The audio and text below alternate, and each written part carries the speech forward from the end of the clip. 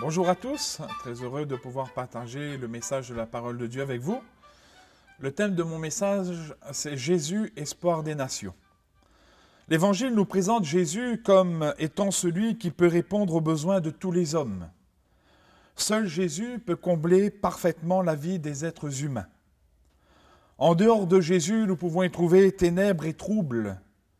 Et dans un monde où tout va mal, où règne l'incertitude, les angoisses, les souffrances, l'égoïsme, en Jésus, nous pouvons trouver l'amour, la paix et la grâce de Dieu.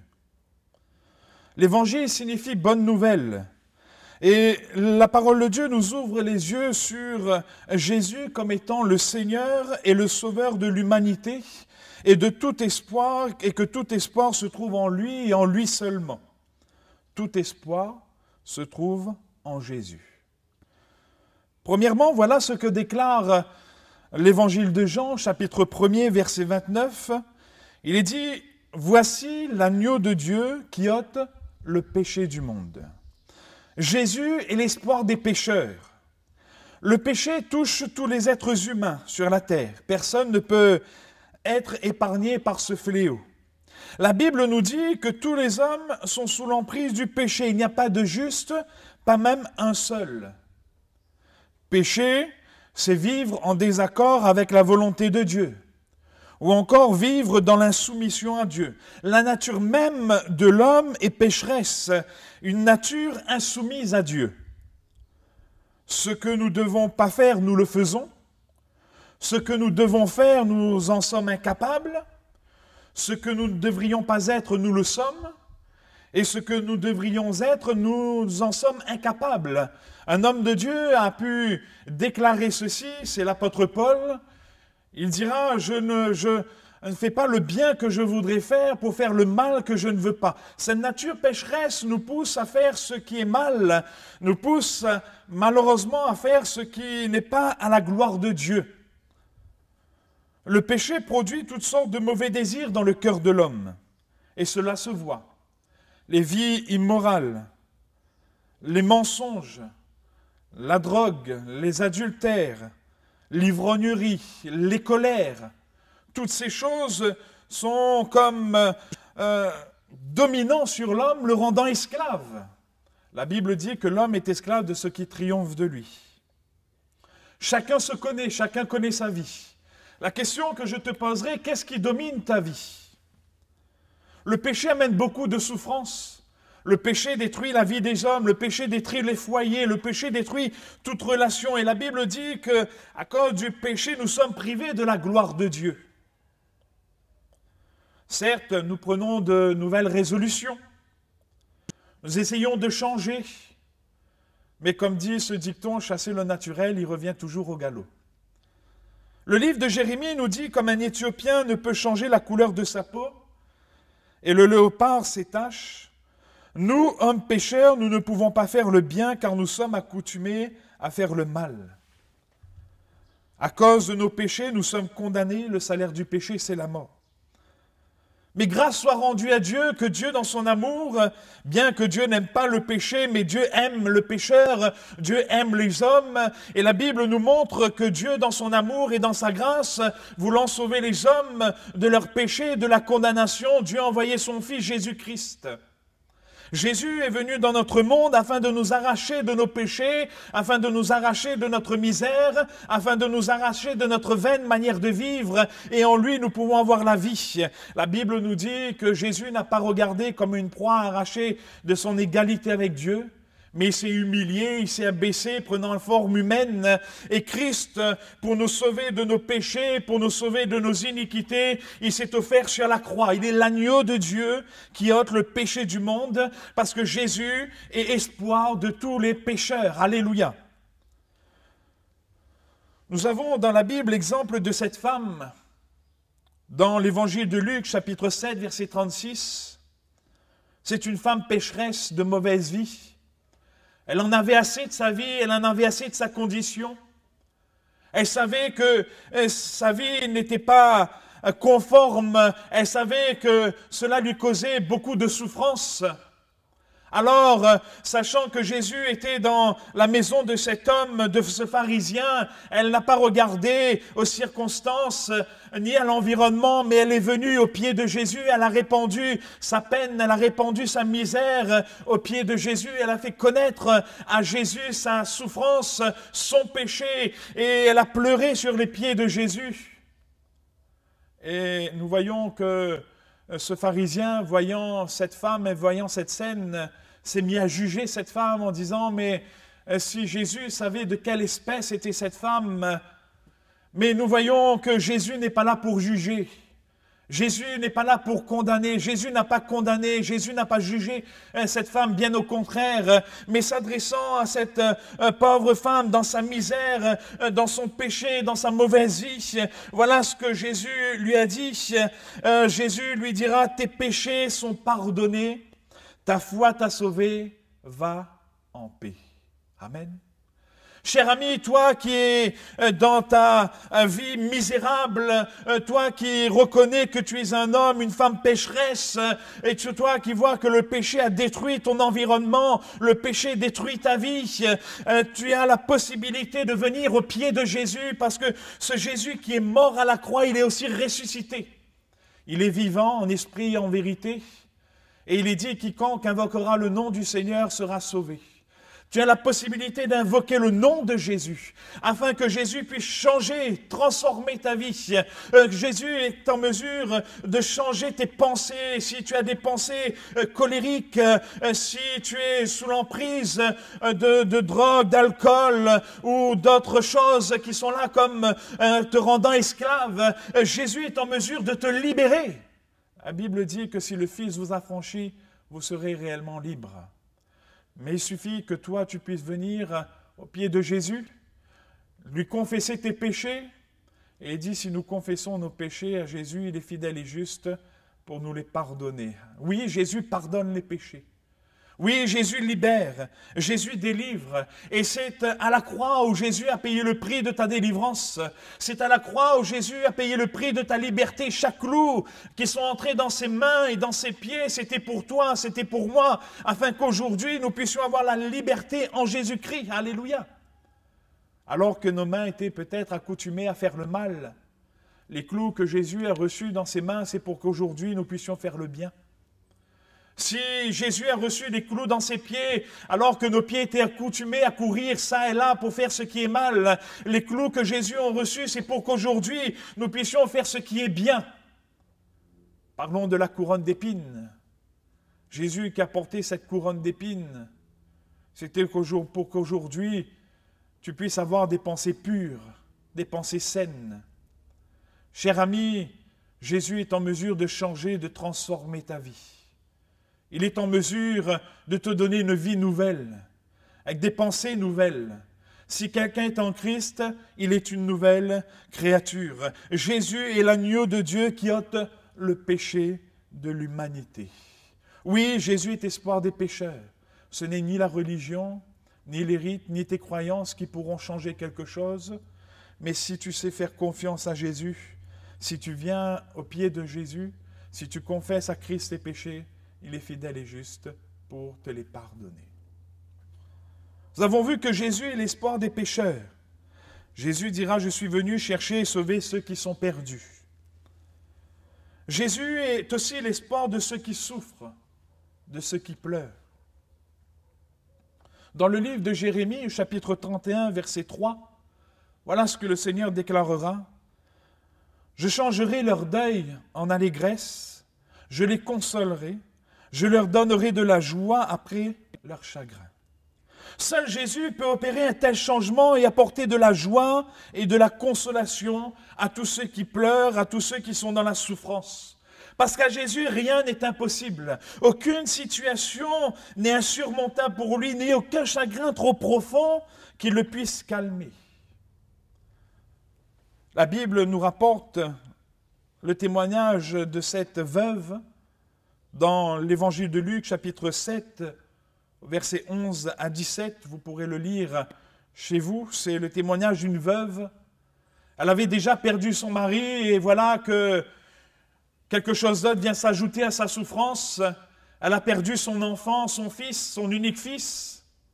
Et alors que Jésus entrait dans cette ville appelée Naïm, il y avait ce cortège funèbre de l'autre côté, il y avait de la tristesse, il y avait ce cœur brisé, il y avait là des angoisses, il y avait toutes sortes de peines. Et là, il y avait Jésus aussi qui passait dans cette ville. Et la Bible nous dit que Jésus a vu. Jésus a vu. Mais Jésus n'a pas vu les choses comme nous pouvons le voir. Jésus a vu les profondeurs du cœur de cette maman. Jésus a vu la peine, la souffrance. Jésus a vu le cœur, ce cœur brisé. Il a vu tout ce qu'il y avait dans cette vie. Jésus a vu. Et Jésus fut ému de compassion. Oui, Jésus est ému de compassion pour nous les hommes, parce que c'est lui qui nous aime d'un amour incomparable. Et Jésus, voyant cette femme dans sa tristesse, il est venu et il a changé les situations, il a changé les choses, il a changé le deuil en allégresse, il a consolé, il a donné de la joie après le chagrin, puisque Jésus, s'étant approché du cercueil, il a touché ce cercueil, et la Bible nous montre, quand il a parlé à cette femme, il a dit « ne pleure pas ». Il a donné la consolation. C'est vrai que cette femme, elle a dû entendre ces paroles de plusieurs. Certains ont pu lui dire « mais ne t'inquiète pas, nous serons là pour t'aider, pour t'encourager. On sera là pour te soutenir, ne pleure pas. » Mais ces paroles d'homme ne sont pas entrées dans son cœur au plus profond. Mais lorsque Jésus lui a dit « ne pleure pas », Jésus lui faisait comprendre que moi je suis ton espoir. Si pour toi tout est fini, si pour toi tout est mort, je suis ton espoir, parce que Jésus est l'espoir de ceux qui souffrent, de ceux qui pleurent. Non seulement Jésus va lui apporter la consolation, mais Jésus va aussi lui apporter de la joie, puisque Jésus va lui redonner son enfant. Alléluia! Jésus va ressusciter cet enfant, parce que Jésus est la résurrection et la vie. Peut-être que tu pleures pour ton foyer. Plus rien ne va dans ton foyer, ce sont les disputes, les incompréhensions. Pour ton fils ou ta fille, vous êtes toujours en conflit, parfois même, ce sont les coups qui pleuvent. Ou alors, ça ne va pas avec membres de la famille, on est comme bouleversé, chamboulé. Sache que Jésus est celui qui change le deuil en allégresse. Jésus, c'est celui qui apporte la consolation. Jésus, c'est celui qui donne de la joie. Viens au pied de Jésus. Place ton foyer, place ta maison, place ta famille, place ton fils ou ta fille au pied de Jésus. Et Jésus saura agir dans ton foyer. Jésus saura agir en ta faveur. Si tu as confiance en lui, si tu as foi en lui, et si tu le places, cette situation à ses pieds, tu verras la gloire de Dieu. Si tu crois, tu verras la gloire de Dieu. Parce que tout est possible au Seigneur. Il dit, tout pouvoir m'a été donné dans le ciel et sur la terre. Peut-être toi, tu pleures sur ta propre vie. Tu as été sali, humilié, abandonné de tous, rabaissé.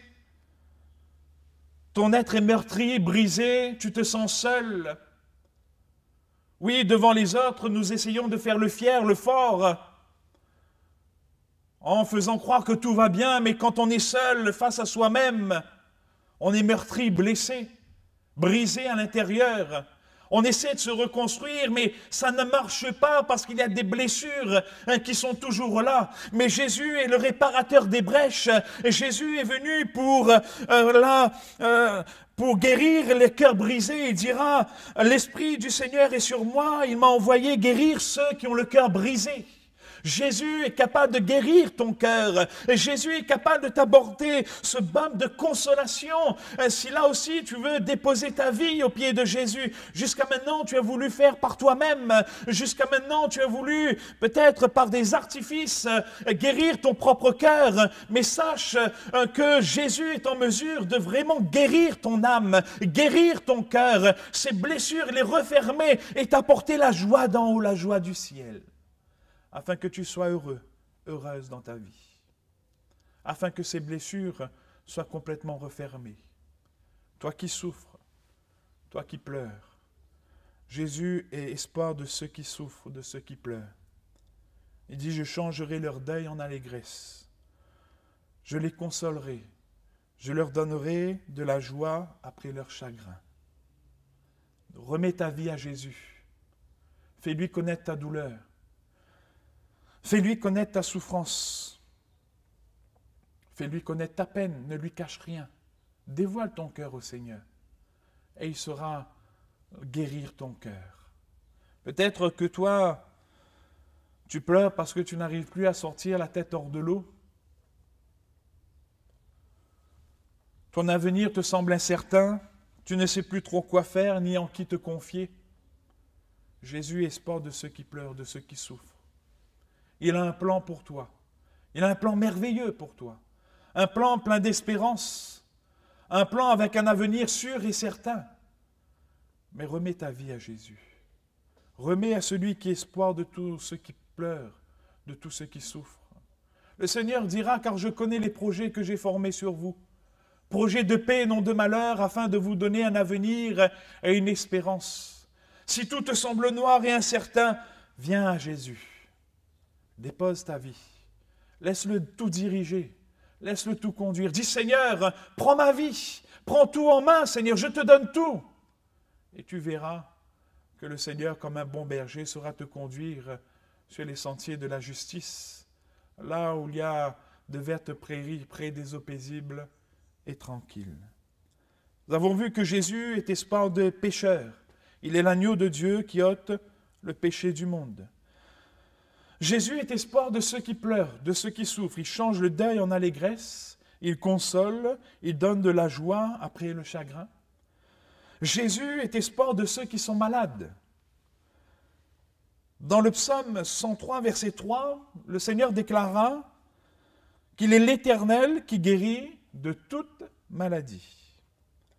Jésus, effectivement, est celui qui guérit de toute maladie. Aucune maladie ne peut le résister. Il dit un mot et la maladie s'enfuit. Nous avons l'exemple de cette femme qui était atteinte d'une perte de sang depuis 12 ans.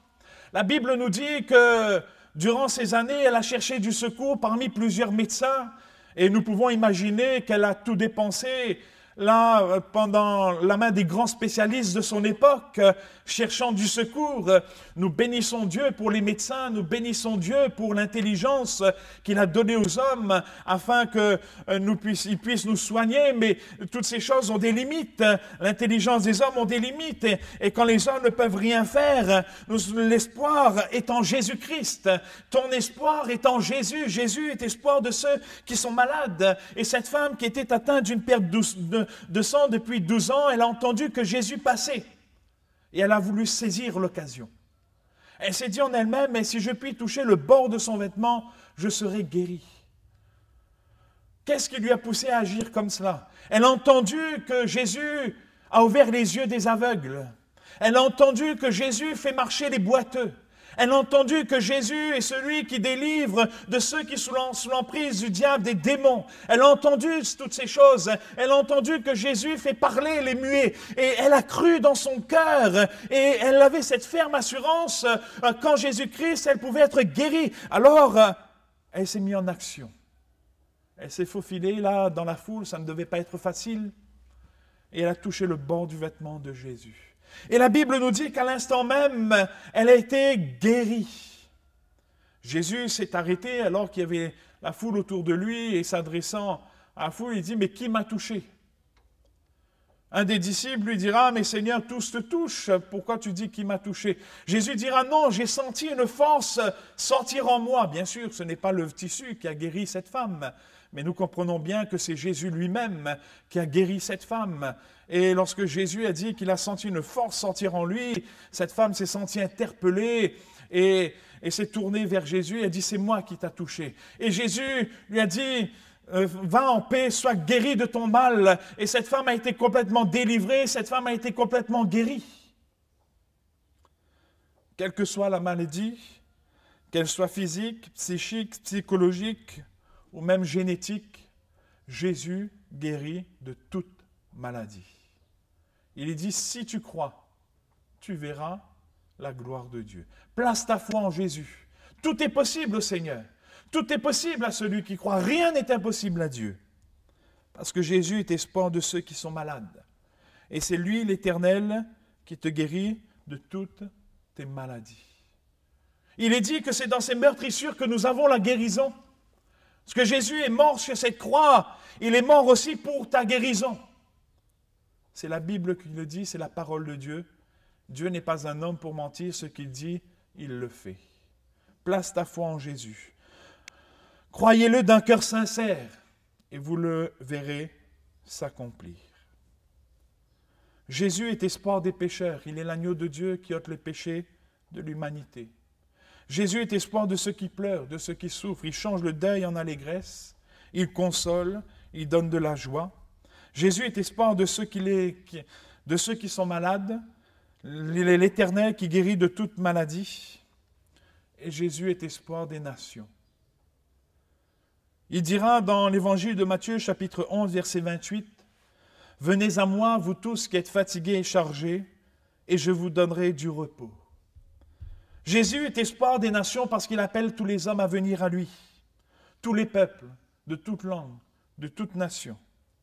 Tels que nous sommes, nous pouvons venir à lui. Tels que nous sommes, nous pouvons venir aux pieds de Jésus, avec nos fardeaux, avec nos souffrances, avec nos questions, avec notre mauvaise vie, venir aux pieds de Jésus. Jésus dira, je ne mettrai pas dehors celui qui vient à moi. Que tu sois jeune, moins jeune, enfant, Jésus te dit, viens. Il veut te donner le repos.